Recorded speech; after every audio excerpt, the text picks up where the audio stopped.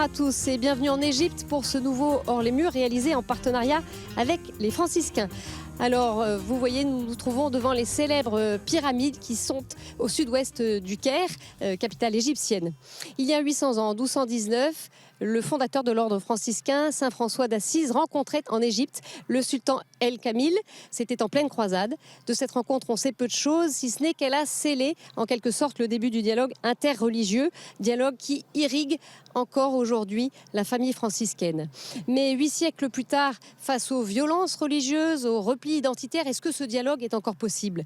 En tout cas, le pape François et le grand imam d'Al-Azhar nous y invitent à travers le document sur la fraternité humaine qu'ils ont signé ensemble. C'était en février dernier à Abu Dhabi. Mais au-delà du symbole, qu'est-ce que ce texte peut vraiment changer ? Comment concrètement vivre ce dialogue ? À quoi les chrétiens sont-ils appelés ? Pour marquer cet anniversaire, KTO a voulu mettre en lumière des chrétiens et des musulmans qui sont engagés sur ce chemin du dialogue. Nous rencontrerons des pèlerins venus de France pour fêter cet anniversaire. Nous verrons aussi des franciscains qui, au quotidien, vivent ce dialogue. Ils nous parleront aussi de leur mission en terre d'islam, de leur vocation. Et puis, nous irons dans un lieu novateur dans le monde de l'islam. Il s'agit du Centre d'études francophones. Il a été créé par le grand imam d'Al-Azhar. Al-Azhar, vous le savez, c'est cette célèbre université sunnite au rayonnement mondial. Ce centre, il prépare les futurs théologiens musulmans à travailler notamment en Occident. Nous verrons en quoi il entend créer des ponts pour du dialogue entre les cultures. Ce sera dans cette émission.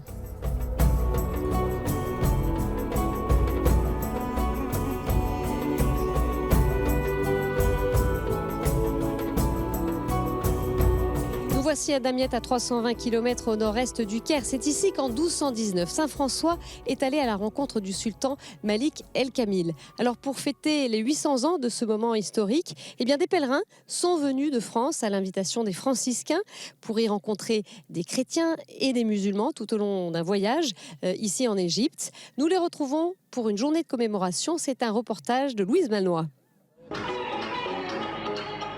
Après plusieurs heures de route, Damiette se dévoile au fil du Nil. Les chrétiens étaient de quel côté ? Claire et Jean-Paul ont un petit-fils et 2 petits-enfants musulmans. Une des raisons de leur curiosité pour l'islam qui les a poussés à prendre part à ce voyage d'études. C'est avec l'imam que commence leur journée de rencontre.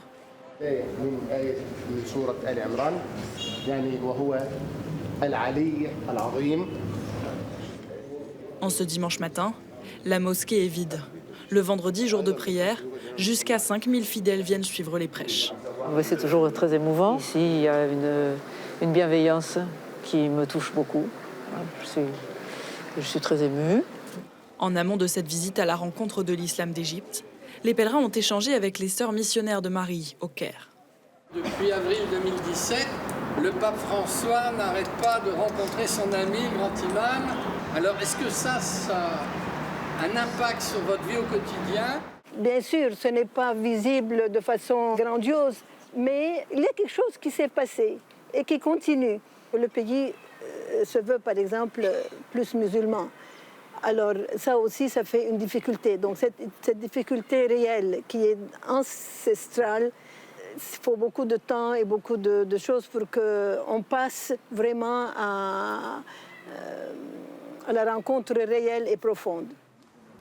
Des pistes pour aiguiser leur curiosité et préciser leur définition de la rencontre. Il me semble qu'en Égypte, toute la vie quotidienne invite les religions à s'entremélanger et peut-être à s'entraider. Donc c'est pas en restant chez soi, dans son petit quartier sympathique, où on n'est embêté par personne, qu'on peut rencontrer l'autre. On rencontre son voisin, mais ça s'arrête là. Le monde actuel fait qu'on va rencontrer de plus en plus de personnes étrangères, musulmanes, athées, voilà, de tout. Et on faudra qu'on vive ensemble. Et ça, je pense que c'est ça, effectivement, ici, c'est un point de départ. Aller vers l'autre, dans les pas de Saint François d'Assise. Il y a 800 ans, il est parti à la rencontre du sultan Malik El-Kamil, alors que chrétiens et musulmans s'entretuaient. Ce sont les enfants de l'école franciscaine de Damiette, pour la plupart musulmans, qui racontent aujourd'hui son histoire.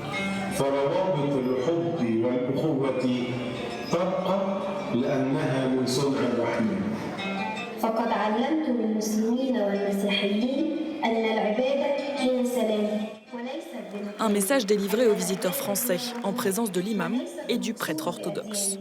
ايوه المسيحي والمسلم في مصر هنا بيتعامل ان هم حاجه واحده، ما فيش فرق بين مسلم ومسيحي، ودائما احنا في لقاءات مستمره، ودائما يد المسلم مع يد المسيحي في كل المواقف، وهي دي مصر، واحنا عايزين نوصل الرساله دي للعالم كله. وهذه الرساله دائما ما تبعث من خلال اجراس الكنيسه ومآذن المساجد.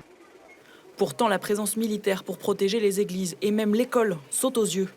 Ces armes, les enfants et les fidèles les croisent au quotidien. La puissance militaire a au moins ce pouvoir de fédération. Filles, garçons, chrétiens comme musulmans, ils saluent le même uniforme pour la même patrie.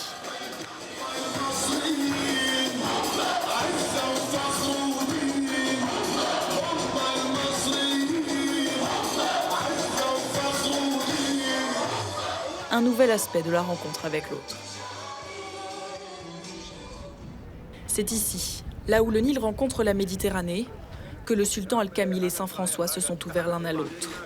Cette rencontre est peut-être d'autant plus féconde qu'elle garde sa part de mystère. Que se sont réellement dit les deux hommes? Qu'est-ce qui les animait? Des réponses que les pèlerins n'ont pas trouvées ici. Mais leur rapport à l'autre a indéniablement évolué. Ce pèlerinage m'a permis d'approfondir un peu ce qu'est l'autre, sa religion, sa foi, ce qu'il est. Et être acteur, c'est pas forcément aller chercher l'autre, c'est savoir que l'autre peut venir chez vous, ouvrir la porte et l'accueillir, et que lui le sache aussi.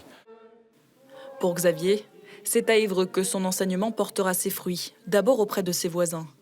Quant à Claire et Jean-Paul, leurs petits-enfants musulmans et les réfugiés soudanais accueillis dans leur ville entendront parler de ce voyage. Des rencontres éclairantes, comme un phare dans leur cheminement. Et je retrouve le frère Stéphane Delavelle qui est franciscain, accompagnateur de ce voyage. Frère, bonsoir. Bonsoir. Alors on se trouve non loin du lieu qui est considéré comme le lieu de la rencontre entre Saint François et le sultan. Qu'est-ce qu'on en sait d'un point de vue historique ? Au fond, on ne connaît pas grand-chose sur cette rencontre. On sait qu'elle a eu lieu. C'est déjà pas mal, vous me direz.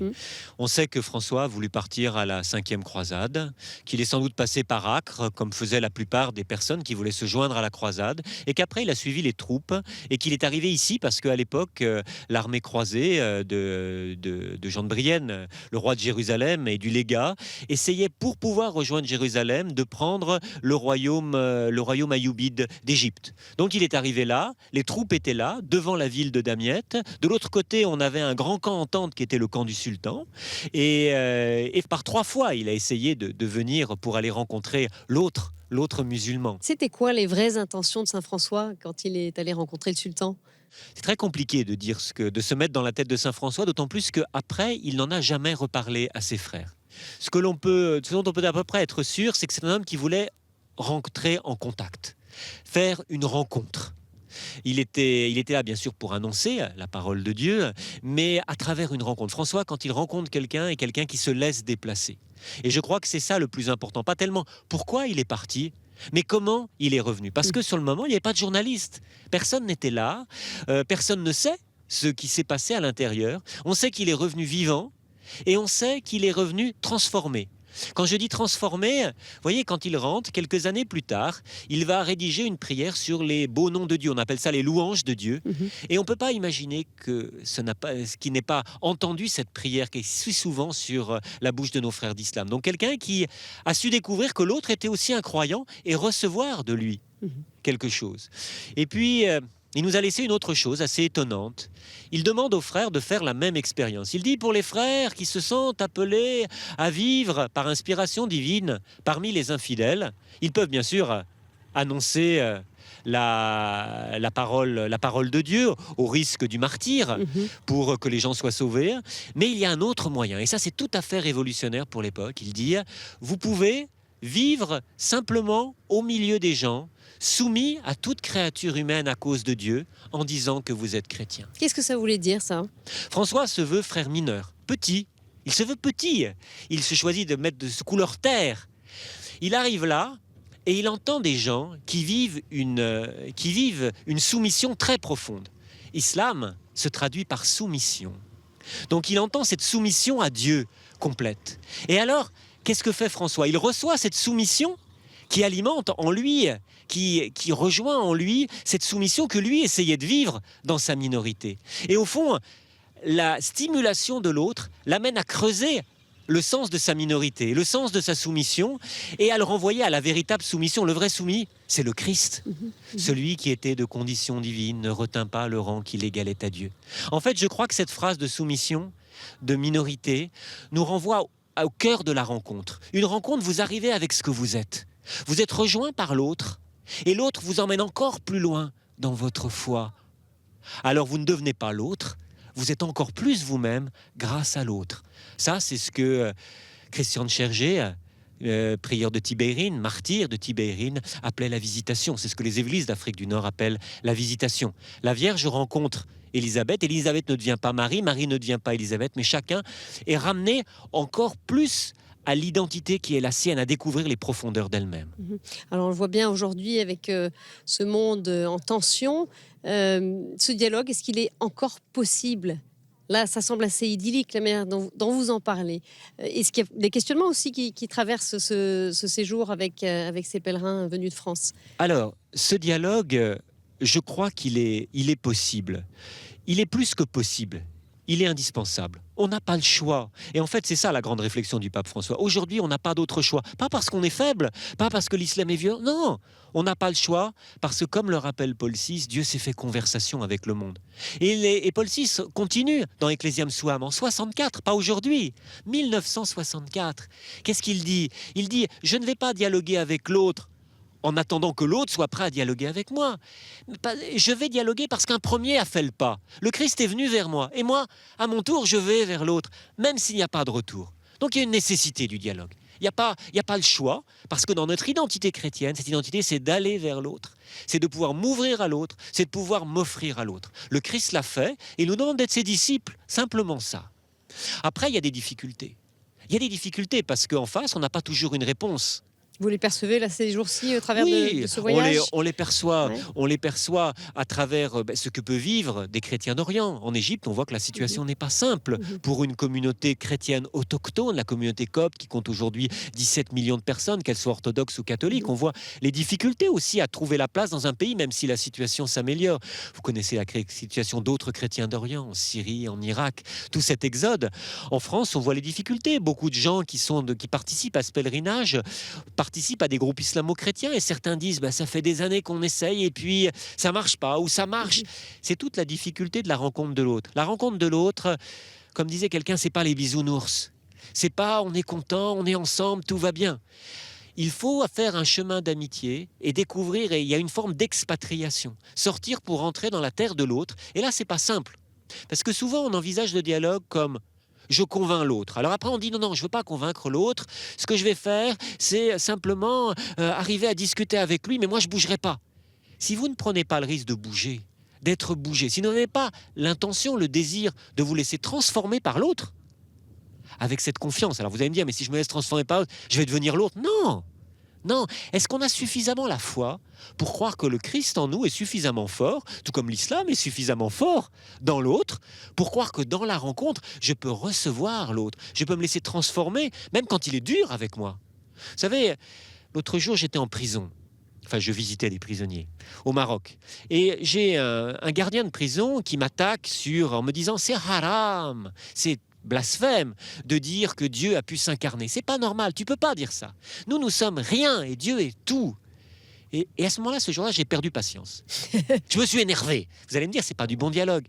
Et je lui ai dit, mais tu sais, si Dieu ne s'était pas incarné, si le Christ ne s'était pas fait homme, moi je ne serais pas là. Si Dieu ne sort pas de lui-même à la rencontre, moi je ne sors pas, je reste dans ma communauté. Et c'était très intéressant parce que lui a pu accepter ça. J'aurais pu lui faire, et je lui avais fait toutes les justifications théologiques. Il ne pouvait pas y croire. Mais là, il a compris que ça transformait ma vie. Et en plus, et c'est ça le deuxième élément du dialogue, lui, il pouvait accepter ça. Ah, c'est à cause de ça. Je te respecte, je respecte ton chemin. Mais en même temps, et ça c'est le plus important, moi, il m'a permis de découvrir à travers ce contact rugueux, ce dialogue rugueux, qu'en fait, ma foi dans l'incarnation, c'était pas seulement une théorie, un principe, un dogme. C'est quelque chose qui changeait ma vie, grâce à l'autre. Et Pierre Claverie, qui est un autre martyr d'Algérie, et l'évêque d'Oran, disait, le problème, c'est que si nos dogmes sont des théories, ils ne servent à rien. Ils ne nous sauveront même pas. Il faut, et c'est ça la grandeur de l'islam, ça rabote l'islam, c'est rugueux. Il nous pose une question logique sur tous nos dogmes. Si on n'en vit pas, ça n'a plus de sens. Il nous oblige à descendre au cœur du cœur de ce qui nous fait vivre. C'est ça le message de Saint François aujourd'hui. Je crois que c'est le message de François, de dire « Je suis croyant, je n'ai pas à avoir peur d'aller vers l'autre croyant. Je ne peux qu'y gagner, même si c'est rugueux. Même si ça me fait souffrir, même si ça m'oblige à abandonner le sens et à ne pas comprendre ce qui se passe. Mais en tout cas, si je le vis en Dieu, si je l'espère en Dieu, et si je crois que lui, il regarde tout ça, c'est quelque chose qui ne fera grandir moi, fera grandir l'autre et surtout fera grandir le grand projet de Dieu. Et le grand projet de Dieu, c'est cette fraternité universelle. Merci beaucoup, frère.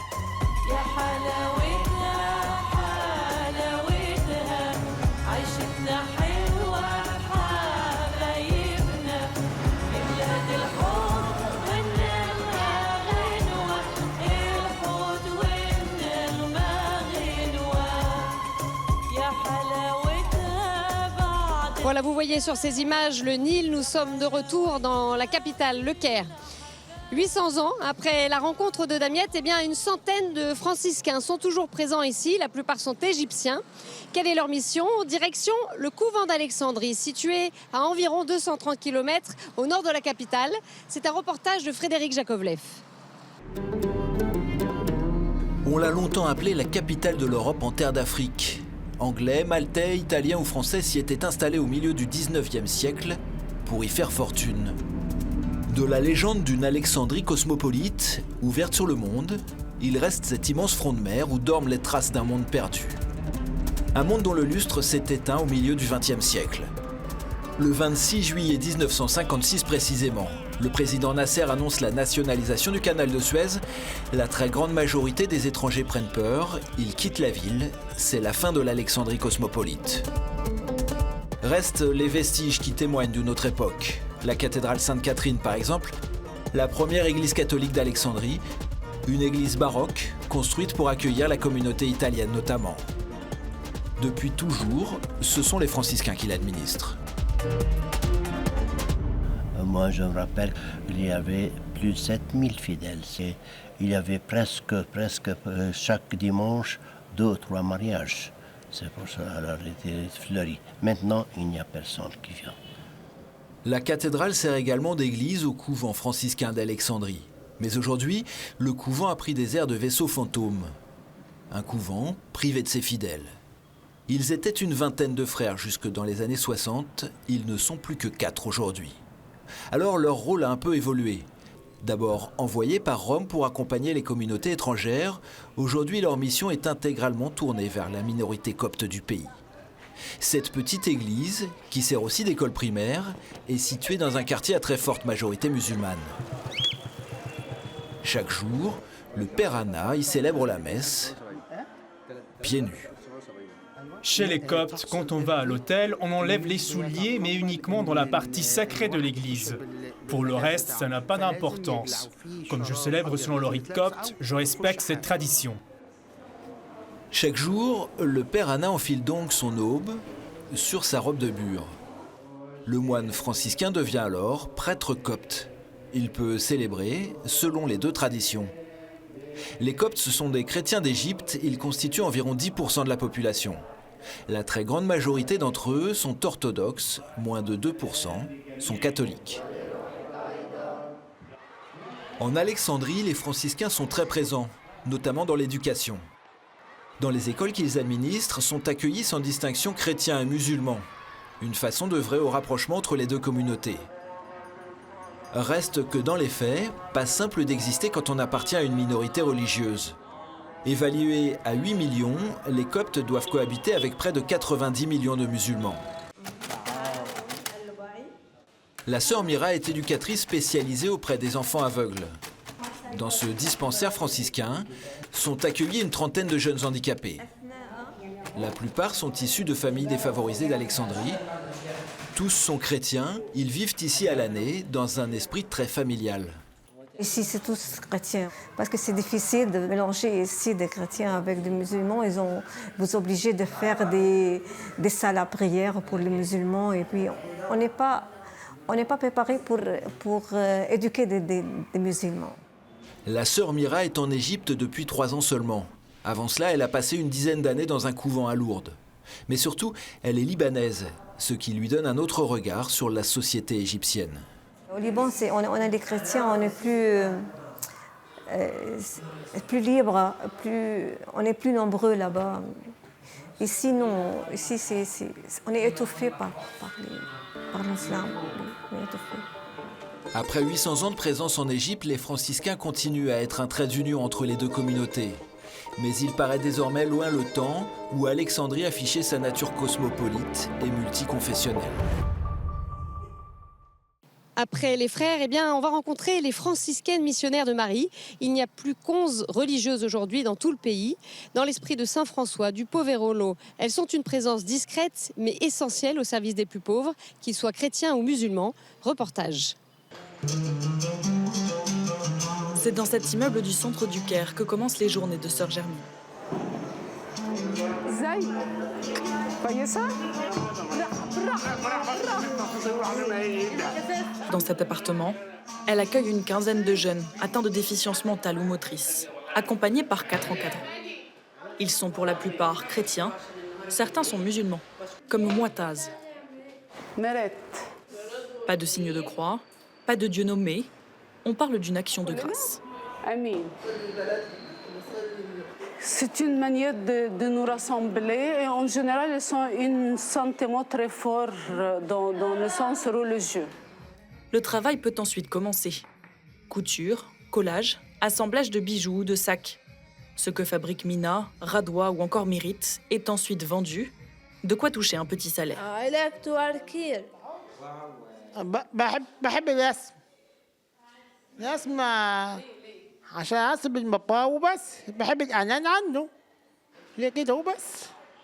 Une jolie victoire dans ce pays où le handicap est parfois encore mal perçu et mal accompagné. C'est là. Parfois aussi, ils le prenaient comme c'est une bénédiction de Dieu et il ne faut pas que les gens savent qu'ils ont ça. Cela fait 5 ans que Sœur Germine a mis sur pied ce bureau de l'Arche, un axe important de sa mission aujourd'hui. Ici, avec les jeunes, c'est vraiment l'humanité dans tous les sens. Égyptienne, elle vit avec 5 sœurs de différentes nationalités. Sœur Rosanna est italienne, Sœur Jeanne, libanaise. On n'est pas des photocopies, on est très différentes. Dans nos constitutions, il est dit que c'est vraiment, nous vivons un chemin pascal. La vie communautaire, c'est vraiment un chemin à vivre le mystère pascal. On le vit à l'intérieur de soi, à l'intérieur de la communauté et dans la mission.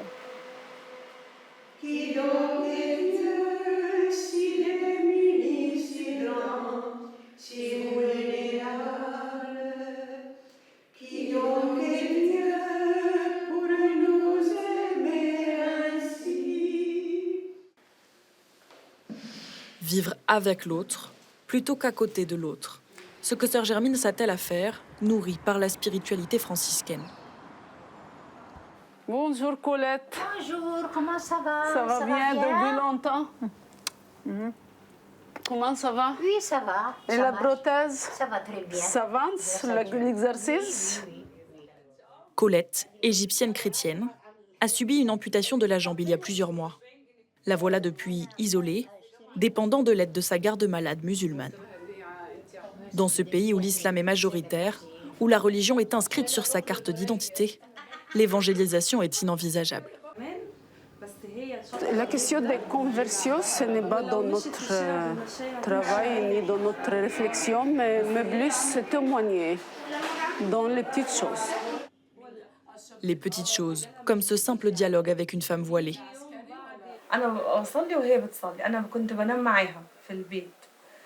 فبقوم اصلي وبصوم وبفطر في رمضان معاها هنا وهي بقت فاهمه ديننا لان اصحابها معظمهم مسلمات.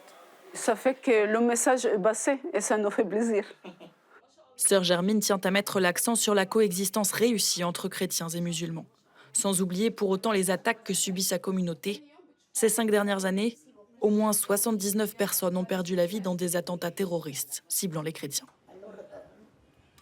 Et voilà, nous sommes chez les franciscaines missionnaires de Marie au Caire, où j'ai la joie de retrouver sœur Rosanna. Ma sœur, bonjour. Bonjour. Alors bonjour. vous êtes franciscaine, vous vivez au Proche-Orient depuis 34 ans. Je précise que vous êtes italienne. Oui, je suis italienne et ça fait très longtemps que je suis au Proche-Orient. Ça a été tout un apprentissage pour intégrer ce monde-là, cette culture, et en particulier en terre d'islam. C'est-à-dire les commencements ne sont pas faciles. Parce qu'on arrive et on doit se considérer analphabète. C'est petit à petit qu'on apprend pas seulement la langue.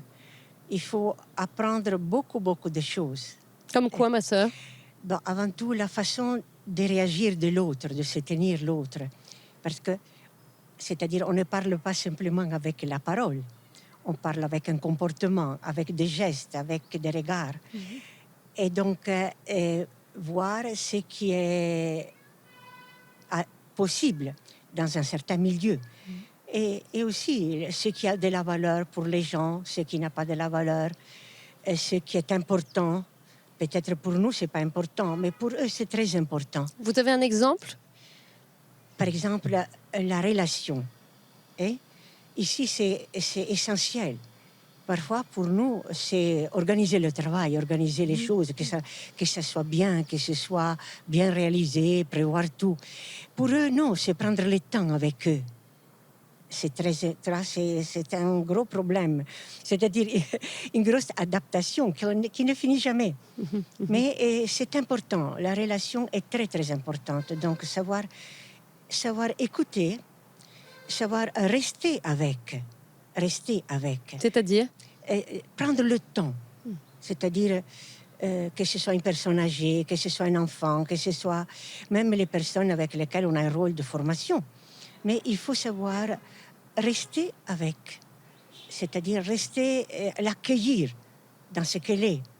Et pas projeter sur elle ce que moi je suis. Essayer de la comprendre dans ce qu'elle vit, elle. C'est une sortie de soi. C'est-à-dire, moi, je dois sortir de moi-même pour pouvoir vraiment rencontrer l'autre. Est-ce que vous parlez de religion avec des musulmans? C'est-à-dire, je pense que dans le monde musulman, il faut savoir attendre. C'est l'attente. L'attente est une grande valeur. Et il faut savoir saisir les temps propices. Il y a des temps propices. Ça peut être quand? C'est-à-dire, moi, je n'ouvre jamais la question religieuse. Mais si quelqu'un me pose une question, j'essaye vraiment de répondre avec loyauté, tout en adoptant son langage, un langage compréhensible. Mais je dis clairement ce qui c'est ma foi, ce que moi je crois, ce que moi je vis en tant que chrétienne. J'ai vraiment, en toute loyauté, sincérité, sans adoucir les choses. Parfois, par politesse, on dit ce qu'il voudrait qu'on dise. Mais non, je dis ce que moi, je crois et ce que moi, je dis. C'est dur parfois, ma sœur, ce monde? Oui, les commencements sont durs. Parce que je me rappelle au commencement, je me disais, mais qu'est-ce que j'ai fait là? Pourquoi tu es là? Comme un poisson en dehors de l'eau. Mais, c'est-à-dire, dans une vocation missionnaire, il faut savoir durer. Il faut savoir durer. C'est petit à petit que toi-même tu changes du dedans. On change. Et donc, petit à petit, tu vas te sentir un poisson dans l'eau. Moi, j'ai vécu 18 ans en Syrie. À la fin, je ne me sentais pas étrangère, ni les gens me considèrent une étrangère. Mais il faut le temps. Ils savent aussi que vous êtes religieuse, chrétienne. Oui. Comment est-ce que ça s'est vécu? Comment, ici, on vous voit, vous, femme religieuse chrétienne? C'est-à-dire, je pense que le monde musulman, ici en Égypte, même en Syrie, ont un grand respect pour les religieux et les religieuses. Et moi, ce que je trouve très beau, en sachant prendre le temps, sans s'imposer, les gens arrivent à avoir un grand respect pour toi. Comment vous l'expliquez, ça, ma sœur, ce respect? C'est-à-dire, moi, je pense que la source de tout, c'est ce qu'on est. Ce que tu es à côté d'eux. Un petit exemple, c'était avant-hier. Je suis partie avec la sœur âgée, plus âgée que moi. Je ne suis pas jeune, plus âgée que moi. Elle est habillée, elle, avec le voile. Après, elle est un peu courbée. Donc, on marchait, on venait de traverser la route, que c'était une aventure, traverser les routes. Et alors, on était sur le trottoir. Et il y a un homme et une femme qui approchent. Ce sont des musulmans, on le voit. Les messieurs s'arrêtent. Il dit à la sœur Rose, elle s'appelle, « Vous êtes une bénédiction. Donnez-moi la main, je vais vous baiser la main. » Elle lui a baisé la main. C'est pas courant, ça. Non, c'est pas souvent, mais ça arrive de temps en temps. Ça vous encourage dans ce dialogue? Si, c'est un dialogue très simple. C'est-à-dire, face aux problèmes, on se sent vraiment dépassé. Alors justement, vous les évoquez, on a bien sûr en tête les violences à l'égard des chrétiens qui se poursuivent un peu partout. On se souvient des attentats contre les Coptes, c'était à Noël en 2016. Voilà, ça, est-ce que ça change quelque chose, vous, dans votre travail, dans votre vocation? Comment vous avez vécu ces événements-là? Ces événements-là sont très douloureux. Avant tout parce que c'est douloureux. Des gens qui meurent. Des expressions de haine, de violence. Aussi parce que ça crée dans tous les chrétiens de l'Égypte et dans tous les chrétiens du Proche-Orient, ça fait augmenter la peur et la distance. Ça change votre rapport après avec le monde musulman ou pas? Il ne faut pas. Non, on essaye de ne pas changer notre rapport. Et les gens musulmans qui, eux aussi, n'approuvent pas ça, de temps en temps, ils craignent que nous changions notre regard. Une fois, une dame m'a demandé, c'est passé ça, sûrement vous pensez que tous les musulmans sont comme ça. Je lui dis non, non, ce sont des personnes qui ont fait ça. C'est pas tous les musulmans, c'est pas tous les Égyptiens qui ont fait ça. Il faut, c'est-à-dire, il faut toujours regarder le courage de la foi. C'est-à-dire, je crois que derrière tout ça, quand moi je pose un acte positif, c'est le royaume qui arrive. Quand moi je dépasse la tendance que nous avons chacun de nous enfermer sur notre réalité, sur notre vérité, quand je fais ces gestes-là, c'est comme le Christ qui s'incarne, qui a laissé et qui est venu. C'est un peu ça, c'est vivre l'incarnation. Et croire. Et je crois qu'un élément très important, c'est l'espérance. L'espérance. Espérer pour moi, c'est voir ce qui est en train de devenir. Et vous avez beaucoup d'espérance justement sur ce dialogue islamo-chrétien? Oui, oui. Pourquoi? Parce que je crois que derrière tout ça, il y a avant tout beaucoup de bonne volonté, des deux côtés. Il y a beaucoup de difficultés, des deux côtés. Surtout, par exemple, pour des chrétiens du Proche-Orient, plus de difficultés pour des chrétiens occidentaux. Parce qu'eux vivent beaucoup de choses émotivement. Ils portent dans leur mémoire, dans leur corps, dans leur être, une histoire. Pour les musulmans ici, il y a beaucoup de conditionnements. Pour eux aussi. Mais il y a beaucoup d'efforts qui se font. Moi, je crois que Dieu est en train de faire quelque chose. À quoi vous le voyez, ça, ma sœur? C'est pas toujours évident de le voir. Ce n'est pas évident. Moi, je le vois parce que je vois parce que j'espère. Et il faut y croire, il faut espérer. Merci beaucoup, ma sœur, pour ce témoignage.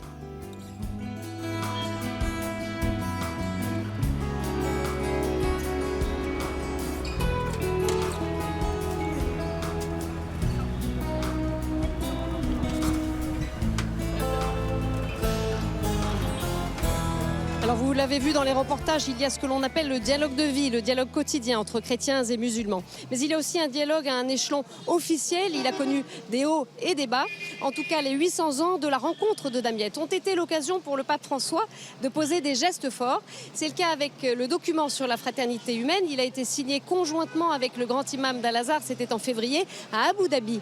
Nous avons posé la question au père Samir Khalil Samir, grand spécialiste du dialogue islamo-chrétien, ce qu'il pensait de ce texte Écoutez sa réponse. Je trouve que c'est le texte le plus important dans les relations islamo-chrétiennes qu'on ait pu faire.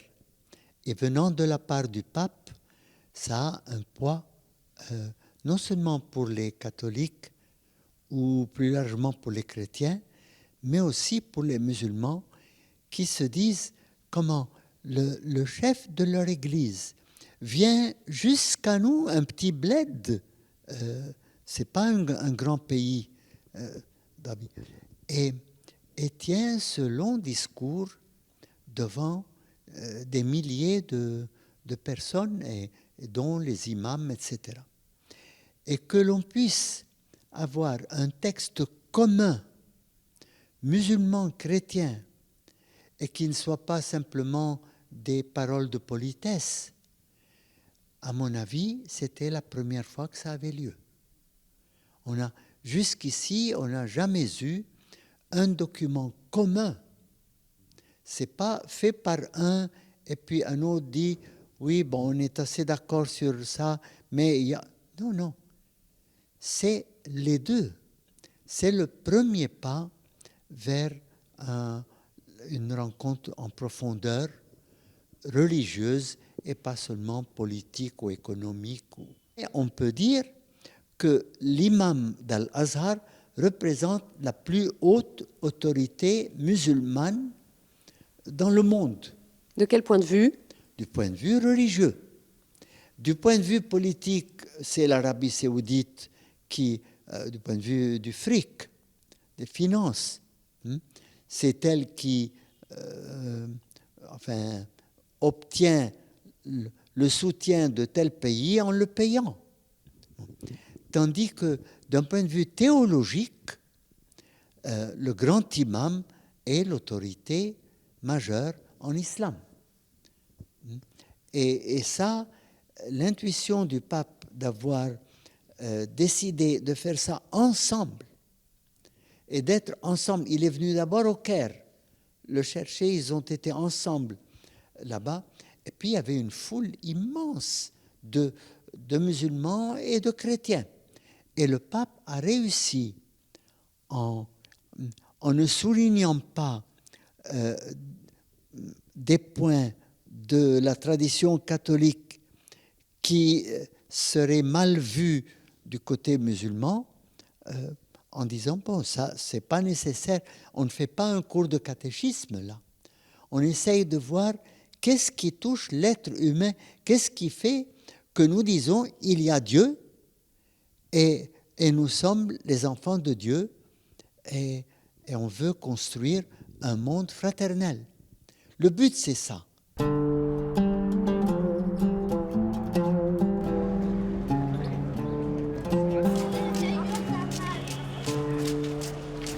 Après avoir découvert ce que faisaient les chrétiens dans ce dialogue social, ce dialogue de vie, eh bien, nous avons voulu voir ce qui se passait côté musulman. Il y a des initiatives qui voient le jour depuis plusieurs années. C'est le cas avec l'université Al-Azhar, la grande instance sunnite au rayonnement mondial, instance de dialogue officielle avec le Vatican. Elle a créé en 2011 le Centre d'études francophones. Le but, former les futurs prédicateurs à la culture occidentale, une façon de lutter contre l'extrémisme. C'est un reportage de Frédéric Jakovlev. Ils sont une petite dizaine à négocier sur l'emplacement, la lumière ou le cadre.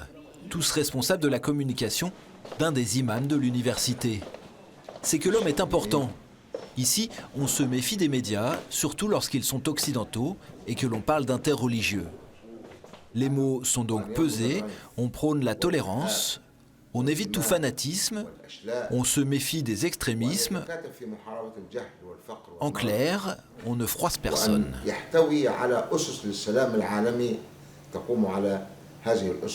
C'est que l'homme doit suivre la ligne, celle d'un islam modéré sans jamais blesser les plus conservateurs. Un exercice d'équilibriste. Nous sommes sur le campus de l'université Al-Azhar au Caire. Une des plus vieilles universités du monde que les Égyptiens surnomment fièrement la Sorbonne de l'Orient ou le Vatican musulman. Al-Azhar est la plus haute autorité de l'islam sunnite. Une institution chargée d'enseigner l'islam tout en neutralisant ses courants les plus radicaux, comme celui des frères musulmans. Rien d'évident en Égypte où l'islam est la religion d'État et les principes de la charia la source principale de la législation. Ici, 90% des femmes sont voilées, les autres sont chrétiennes. Mais la révolution puis la chute du régime islamiste a changé la donne. En témoigne cette femme, elle est musulmane pratiquante, elle refuse de porter le voile et depuis quelques mois, elle dirige le centre d'études francophones de l'université d'Al-Azhar. Dans ce pays à culture très patriarcale, cela peut surprendre. Vous-même, ça a dû vous surprendre, donc un peu. Donc oui, si, ça a un sens à mon avis, oui, bien sûr. Longtemps critiquée pour ses proximités avec le pouvoir de Moubarak, depuis la révolution, l'université Al-Azhar est redevenue un point de référence pour tous ceux qui combattent le fanatisme religieux. L'apprentissage du français s'inscrit dans cette démarche. L'atout de la langue, c'est un atout qui favorise le dialogue. L'idée, l'initiative d'apprendre une langue étrangère, c'est déjà une démarche d'ouverture, à savoir qu'il y a un ailleurs, il y a un autre, le prendre en considération, le respecter et savoir dialoguer avec lui. Alors ils sont des voisins. Est-ce que vous voyez qu'il y a une différence vraiment? Ils sont quelques 80 étudiants sur 3 années. Tous étudient la théologie, la plupart se destinent à devenir prédicateurs ou imams. Et alors, quel est, à votre avis, la dernière question, quel est le thème principal de la charia? L'intégration sociale. Ils viennent apprendre le français pour découvrir une autre culture. Il y a des préjugés. Mais l'objectif est plus vaste. Il s'agit de faire de ces étudiants des prédicateurs modernes, ouverts sur le monde. S'ouvrir dans le monde. Pour s'ouvrir au monde. Pour respecter quoi? Pour respecter toutes les croyances et respecter l'autre. L'université Al-Azhar tente de diffuser un islam modéré, en quelque sorte, former des imams ouverts à la culture occidentale. Le même programme existe aussi en anglais et en allemand. Le but, c'est que ces jeunes puissent un jour contrer les idéologies salafistes et djihadistes à l'intérieur de leur pays, mais pas uniquement. La documentaliste aux étudiants. Mohamed, par exemple, il a 22 ans, brillant étudiant en première année. Il a un rêve, venir terminer ses études à Paris pour un jour devenir imam en France. Son objectif, défendre l'islam attaqué sur tous les fronts depuis les attentats. C'est nécessaire d'apprendre les langues étrangères pour offrir une version modérée de l'islam à tous les gens. Et aussi pour faire face à la pensée extrémiste et l'islamophobie dans le monde. L'Europe occidentale, confrontée à la montée du salafisme, compte peu d'imams compétents et modérés. Ces jeunes apprentis pourraient représenter une alternative au fanatisme religieux. Beaucoup d'entre eux pourraient venir prêcher en France. Encore faudra-t-il qu'ils s'adaptent aux spécificités occidentales, la laïcité et les relations avec les chrétiens notamment, même si on peine à percevoir les véritables intentions de ce projet.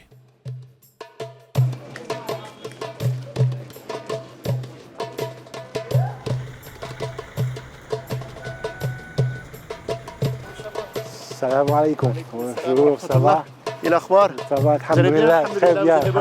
Très bien, c'était bien, c'était facile, non, ça va, alhamdoulilah. C'est gentil d'être venu.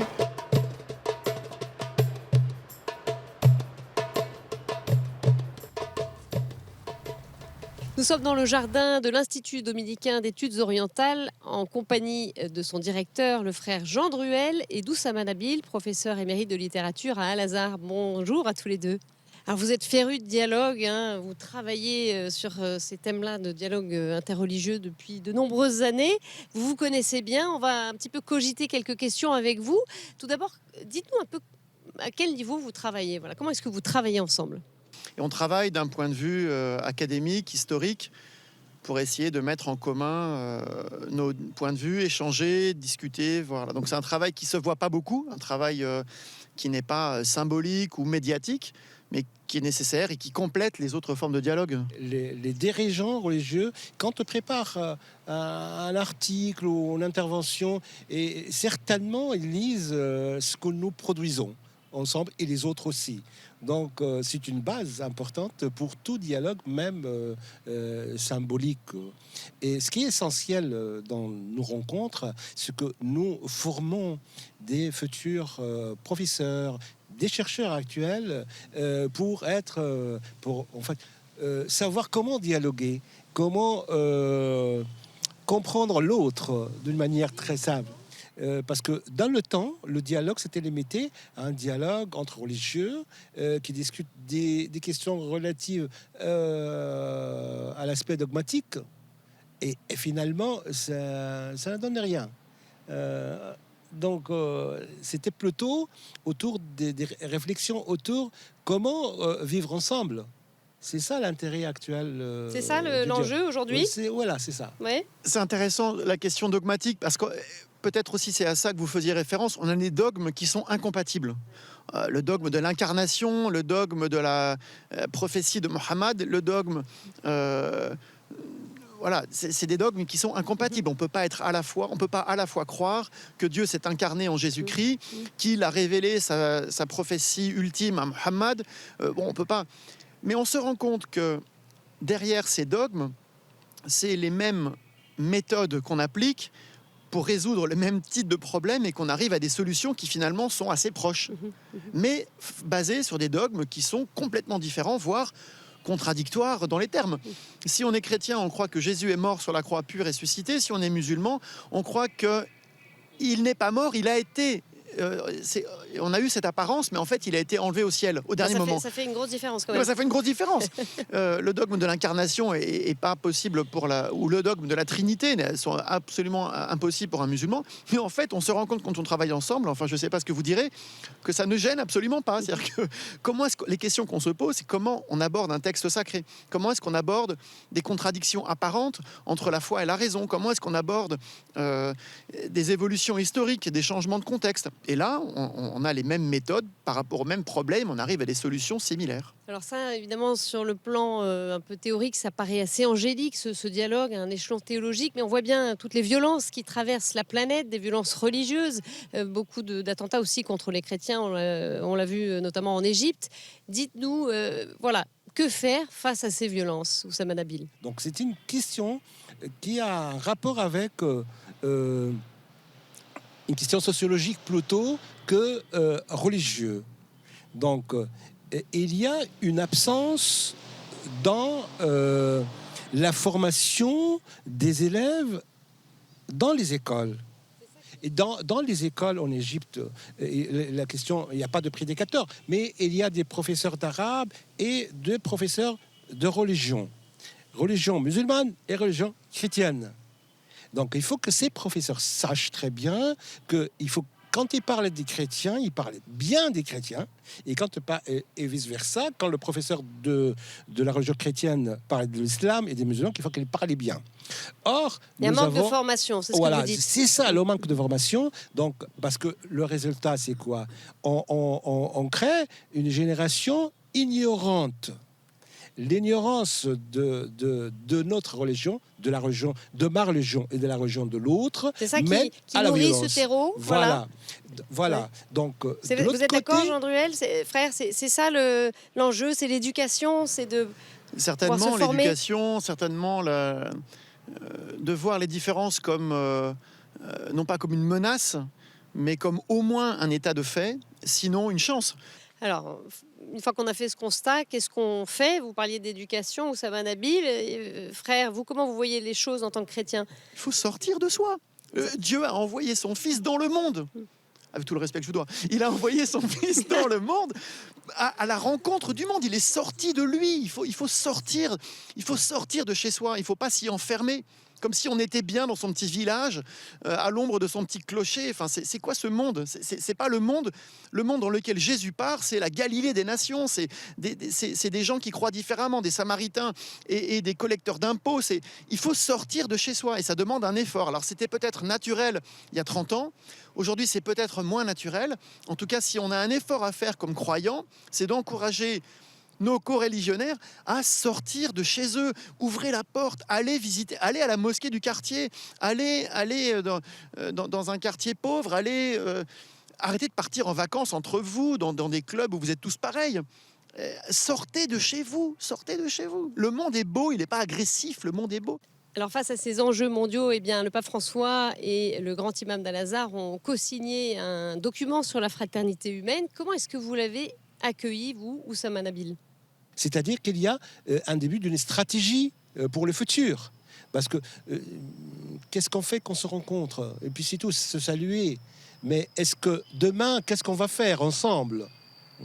C'est important de savoir qu'est-ce qu'on va faire demain ensemble. Hein? Qu'est-ce que Rome, enfin pas Rome, le Vatican et Lazare font travailler? Est-ce qu'il y a des questions précises?